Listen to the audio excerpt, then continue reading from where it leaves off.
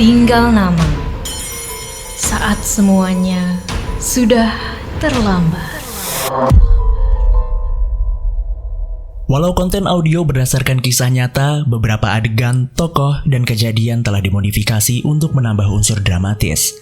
Konten ditujukan untuk audiens dewasa karena dapat mengandung bahasa eksplisit dan berunsur kekerasan. Kebijaksanaan pendengar sangat disarankan.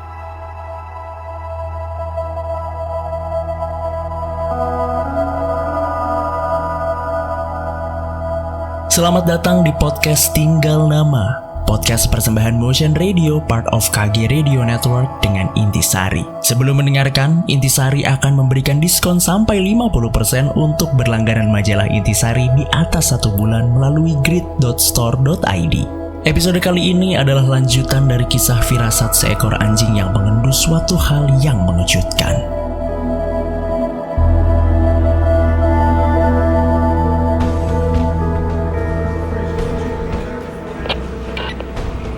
Jadi, kasus yang mirip di Strasbourg tahun lalu itu, pelakunya remaja. Diketahui dia habis minum macam-macam obat bius, dan tiba-tiba kepribadiannya berubah. Saat sedang rasional, semenit kemudian, ia bisa berubah menjadi gila dan ganas. Ia pun masuk ke rumah seorang wanita tua untuk merampok. Namun, dia tiba-tiba jadi ganas dan hampir membunuh korbannya. Setelah waras, dia berusaha menutupi perbuatannya. Ya seperti biasalah ya. Untung aja ia tampak grogi ketika diinterogasi. Kalau enggak, lolos dia dari jangkauan hukum.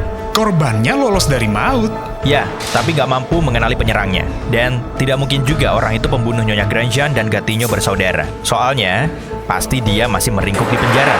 Ada baiknya dicek dulu, apa betul ia masih di penjara atau tidak. Cek Francois. Siapa nama remaja itu? Benny Eldaba. Dia orang Aljazair.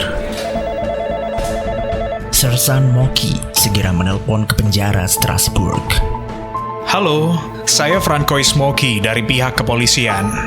Saya mau nanya perihal Benny Eldaba. Apa benar dia sudah keluar dari penjara? Oh gitu. Oke, siap. Terima kasih infonya. Gimana, Sersan? Inspektur, ternyata Benny Eldaba sudah keluar dari penjara.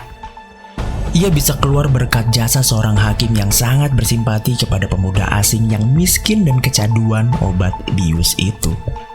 Di manakah Benny Eldaba sekarang? Tak seorang pun tahu. Benny Eldaba pun langsung dicari di daerah Strasbourg. Dari berkas di kantor polisi Strasbourg, diketahui Eldaba tak kenal wanita yang hampir dibunuhnya.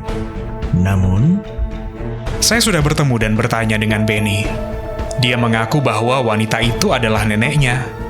Oh iya, ada polisi yang ingat bahwa sehari setelah pembunuhan Nyonya Grandjean dan Gatinho bersaudara, polisi menerima telepon gelap dari seorang berlogat asing. Orang itu berkata, wanita yang dibunuh itu neneknya. Rekaman pembicaraan telepon itu diputar kembali. Benny pun hanya memberikan pernyataan singkat. Nenek saya dibunuh. Saya duga ada orang membunuh nenek saya. Tapi bukan saya. De Ruggiero di de Rue General de Gaulle. Hah? Tapi tak ada jalan Jenderal de Gaulle di Nancy. Yang ada itu Place General de Gaulle. Coba Francois, kamu periksa. Sudah diperiksa, Pak. Tak ada apa-apa. Kalian dengar kan? Tadi dia bilang Ruggiero. Dia mau bilang Ruggiero Neviar kayaknya. Tapi buru-buru diganti jadi General. Segera saja, nama Benny Eldaba menempati peringkat teratas daftar orang-orang yang dicurigai. Tapi, walaupun suaranya seperti orang asing, kok logatnya bagus ya? Kata polisi Strasbourg, kalau sedang tenang, bahasa Perancis Eldaba relatif bagus. Tapi kalau sedang menggebu-gebu atau senewen, logat Aljazairnya berubah medok. Loh, orang yang menempelon ini kentara banget sedang senewen. Namun Eldaba tetap dianggap paling patut dicurigai karena ia mempunyai banyak uang. Tentu kini dia bisa membeli banyak obat bius. Ia pun lantas dicari lewat para informan di bidang obat bius. Ternyata Benny Eldaba tak ditemukan. Tak didapati pula orang-orang yang mirip dengannya. Karena kakak beradik Gatinho cuma korban sampingan. Polisi menganggap sebaiknya penyidikan dilakukan sekitar kematian Nyonya Grandjean. Polisi kini sanksi pembunuhannya pria karena tidak ditemukan cairan mani di tempat kejahatan. Selidiki kenalan dan keluarganya, yang laki-laki maupun wanita. Kayaknya mereka punya alibi kuat. Tapi Pak, mana kuat wanita meninju wajah korban-korbannya sekeras itu. Diketahui Nyonya Grandjean cuma punya 2 orang putri, Jenny dan Micheline. Suami Jenny maupun Farrell, suami Micheline, diketahui punya alibi yang tidak bisa disangsikan. Begitu pula keponakan laki-lakinya dan 4 sepupu Nyonya Grandjean. Kalau begitu tinggal kedua cucunya dong. Bukan cucunya, Pak. Mereka itu cucu angkat. Kan Jenny dan Micheline sama-sama tak punya anak. Kalau Paul saat itu sedang ada di kampusnya dan jaraknya 300 km dari sini. Bisa jadi dan kemungkinan si Thierry ya. Sersan Moki kelihatan kikuk. Kayaknya sih dia memang satu-satunya yang memungkinkan. Tapi... Kenapa? Soalnya ia kelihatan tak cocok menjalankan kejahatan seperti ini, Pak. Ia tak kecanduan obat bius dan juga bukan peminum. Memang di sekolah ia tak sepandai kakaknya. Tapi waktu berdinas militer, Thierry diangkat jadi kopral. Setelah selesai dinas militer, ia langsung jadi satpam, tapi dipecat gara-gara punya pistol tanpa surat izin.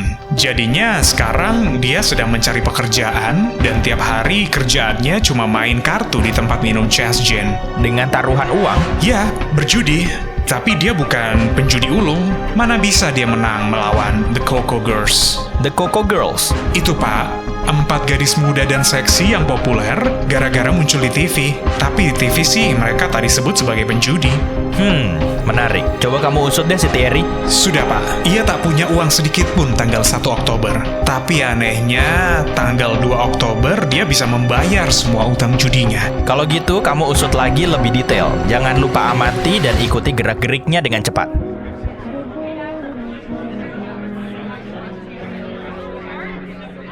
Lima hari kemudian, detektif yang ditugaskan berjudi dengan Thierry Farrell melaporkan bahwa pemuda itu mulai berhutang lagi. Keesokan harinya, lo mau cincin gue nggak?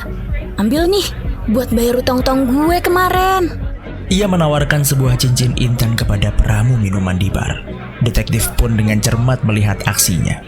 Ia bersiap-siap. Jangan bergerak, angkat tangan, balik badan. Apaan sih? Woi! Saya sudah melihat kamu dari tadi. Cincin siapa itu, Hah? Thierry tertangkap basah. Cincin itu ternyata adalah cincin pertunangan Nyonya Grandjean. Apaan sih? Ini cincin hadiah dari nenek gue, urusan lo apa? Harap tenang, Saudara Terry. Dari hasil laboratorium, polisi menemukan bekas darah manusia cincin itu. Sementara dari buku-buku jari saudara terlihat bekas luka akibat meninju keras.